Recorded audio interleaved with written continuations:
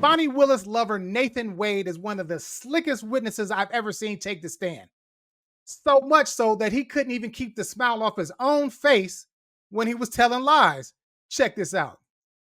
I did not deposit the cash in my account. You don't have a single solitary deposit slip to corroborate or support any of your allegations that you were paid by Mrs. Willis in cash, do you? No, sir. Not a single solitary one. Not a one. As you can see, he's giving you that devilish grin, which is an obvious sign that he's being deceitful. You have to watch body language because body language will tell you subconsciously what the mouth does not tell. And he can't even help himself but smile because he knows that he's telling a bold-faced lie.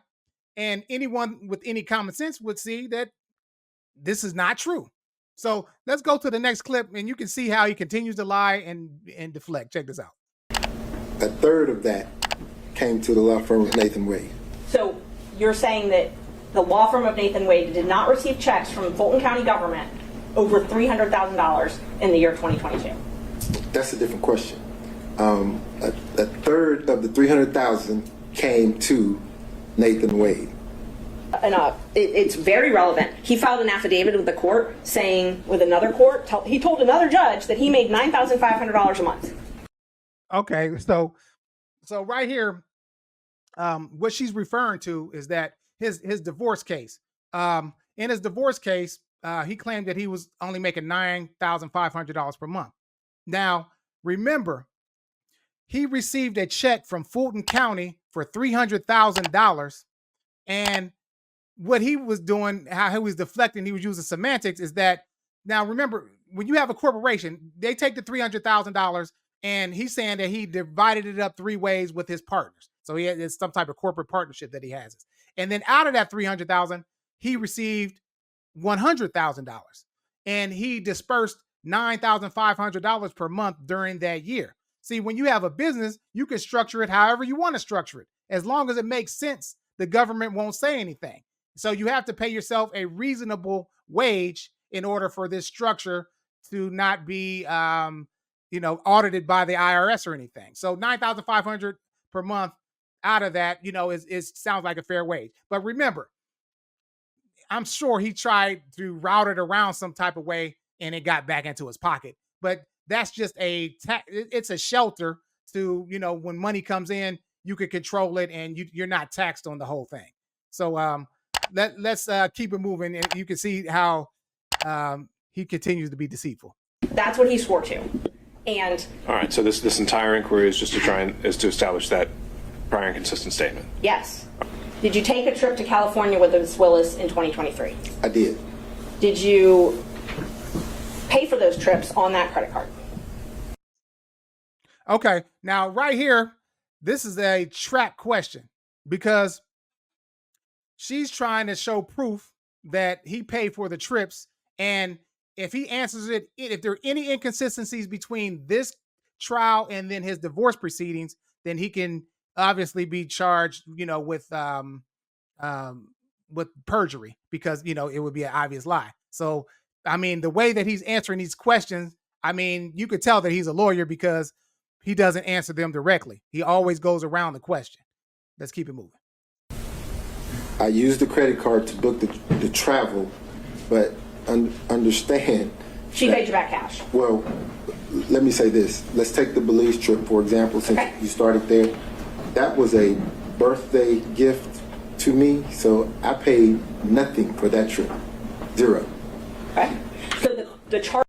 So hold on. So wait a minute. So you mean to tell me he charged the whole trip on his credit card, and then Fani Willis paid him in cash for the whole trip, and you never deposited any money into the account? So you're talking about if he went to on that trip, they had to spend a minimum of $5,000. I mean, come on now, come on. And you're not going to just have $5,000 cash on you.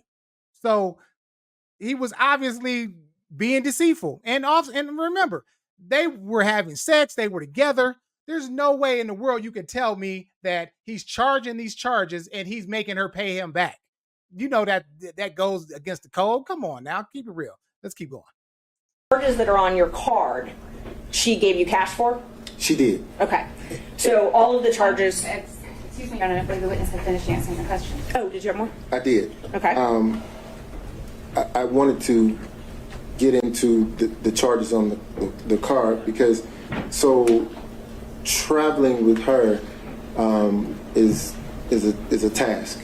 You can probably imagine the attention that happens. So for safety reasons, she would limit her transactions. So this dude is super slick. You see how he responded to that? Now he flipped it, saying the reason why he put it on his credit card and Fani didn't book it was because she feared for her safety. So if she actually reserved everything, then somebody could find that out and she could possibly be in danger. Now we know that that's not true. The only people that would know about it is your bank. So I mean, it's a great story, but I don't think this is going to fly. Let's keep it moving. As of May the 30th, 2023, you had sexual relations with Miss Willis. Isn't that correct? The interrogatory, sir, asks during the course of the marriage and the period of separation. Excuse me. My response, Your Honor, I would ask that the court direct the witness to answer my question, yes or no.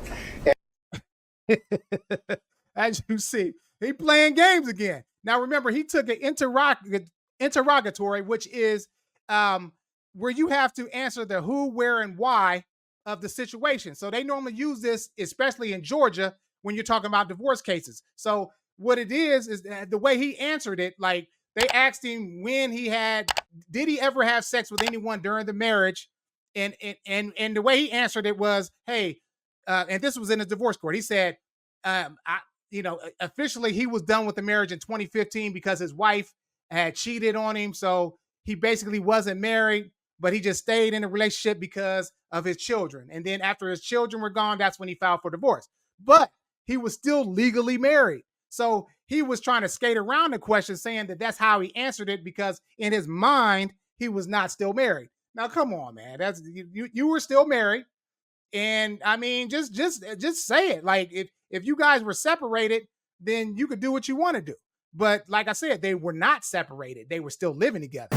As of May the 30th, 2023, had you had sexual relations with Miss Willis? Did not have sexual relationships with anyone outside of your marriage, and the period of separation is during the period then you're answering the question to this interrogatory, correct, sir?